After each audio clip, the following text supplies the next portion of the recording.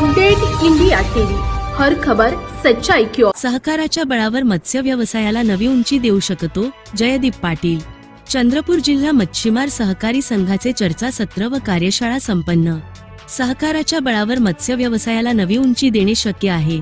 आपली एकजूट, परिश्रम आणि योग्य मार्गदर्शन यांच्या माध्यमातून मच्छीमार समाज आर्थिकदृष्ट्या सक्षम होऊ शकतो, असे प्रतिपादन सहकार भारतीचे राष्ट्रीय सदस्य तथा उद्घाटक व मुख्य मार्गदर्शक जयदीप पाटील यांनी केले।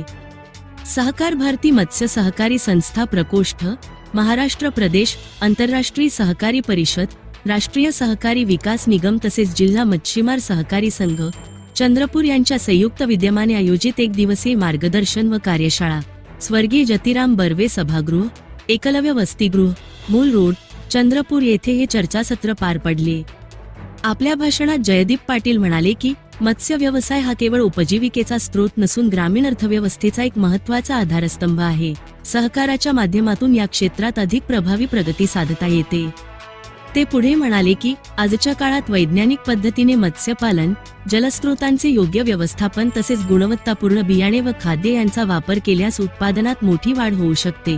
शासनाच्या विविध योजनांचा लाभ घेतल्यास मच्छीमारांना आर्थिकदृष्ट्या बळकटी मिळू शकते। संस्थांमध्ये पारदर्शकता, प्रामाणिकपणा आणि शिस्त राखणे अत्यंत आवश्यक असून प्रत्येक सदस्याचा सहभाग हा संस्थेच्या यशाचा पाया असतो, असेही ते म्हणाले। कार्यक्रमाच्या अध्यक्षस्थानी अखिल चंद्रपूर जिल्हा भोई समाज सेवा संघाचे संस्थापक अध्यक्ष कृष्णाजी नागपुरे होते।